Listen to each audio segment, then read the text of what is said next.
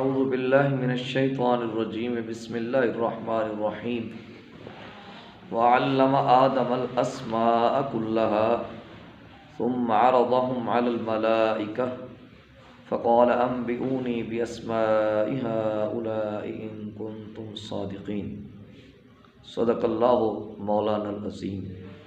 حضرات ذی وقار، اللہ کے فضل، رسول اللہ صلی اللہ علیہ وسلم کی نظر رحمت کے ساتھ ایک بار پھر درس قرآن مقدس کے لیے حاضر ہیں۔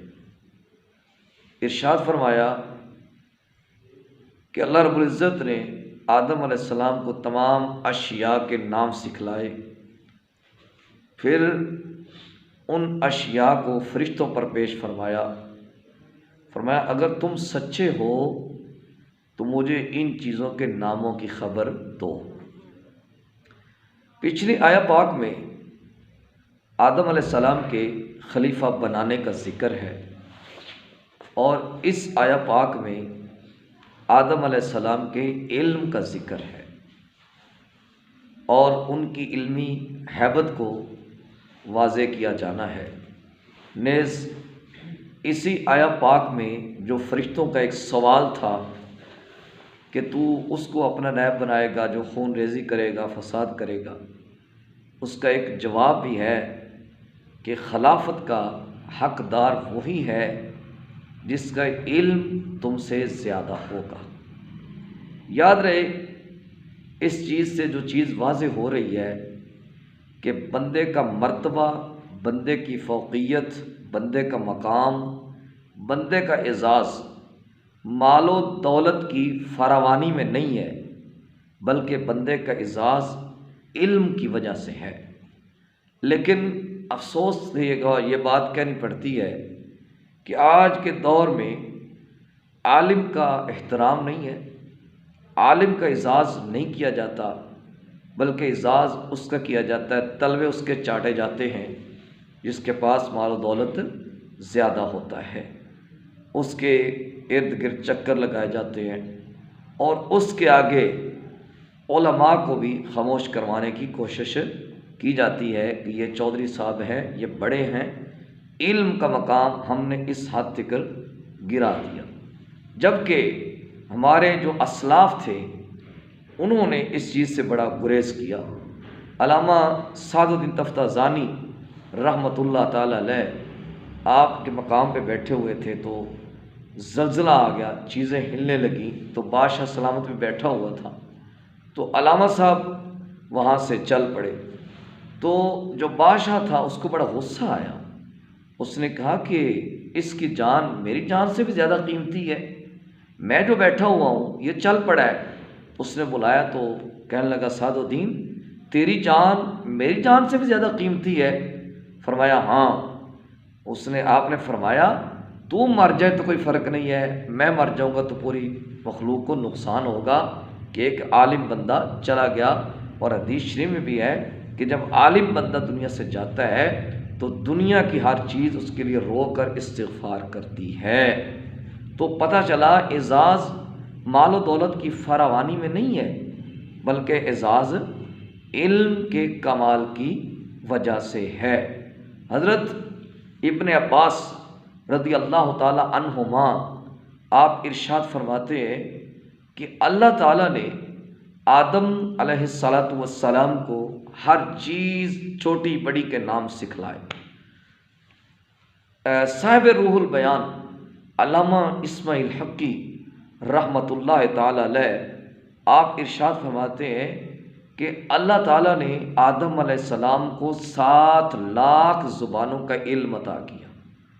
آپ کا علم جتنا مرضی وسیع ہے، حضور صلی اللہ علیہ وسلم کے علم کا مقابلہ نہیں کر سکتا۔ جس نبی کے مقتدی کا یہ حال ہے کہ جس کو اللہ نے 7 لاکھ زبانوں پر مہارت عطا کی ہے، اس مقتدی کے امام کا عالم کیا ہوگا؟ یہی ہم کہتے ہیں کہ یہ شان ہے خدمت گاروں کی، سردار کا عالم کیا ہوگا؟ حضور صلی اللہ علیہ وسلم کے علم کا مقابلہ نہیں ہو سکتا۔ اللہ تعالیٰ نے ارشاد فرمایا وَعَلَّمَكَ مَا لَمْ تَكُنْ تَعْلَمْ، اے حبیب مکرم صلی اللہ علیہ وآلہ وسلم ہم نے آپ کو ہر اس چیز کا علم سکھلا دیا ہے جس کو آپ نہیں جانتے تھے۔ تو اس ارشاد سے واضح ہو رہا ہے کہ حضور صلی اللہ علیہ وسلم کے علم کا مقابلہ کسی بھی شخصیت کا علم نہیں کر سکتا۔ اور اس سے آگے چلیے، اسی مقام پر علامہ اسماعیل حقی رحمۃ اللہ تعالی علیہ آپ نے لکھا کہ آپ لکھتے ہیں کہ انبیاء کرام علیہ السلام کے پیشوں کے مقام پر، پیشوں کے بارے میں اس مقام پر لکھتے ہیں، اور اس عظیم مقام کا تقاضا بھی یہی ہے کہ اس کا ذکر کیا جانا چاہیے تھا۔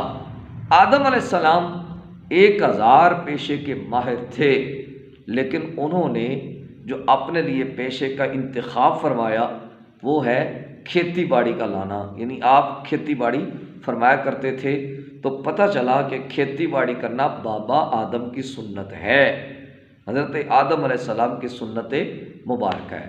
حضرت عبداللہ ابن عباس رضی اللہ تعالی عنہما سے ایک اور روایت ہے، آپ ارشاد کرتے ہیں کہ آدم علیہ السلام کو آدم اس لیے کہتے ہیں کہ ان کو عدیم الارض سے بنایا گیا، یعنی زمین کی سطح سے بنایا گیا، اور ان کی تخلیق سرخ، سفید اور سیاہ رنگ کی مٹی سے کی گئی۔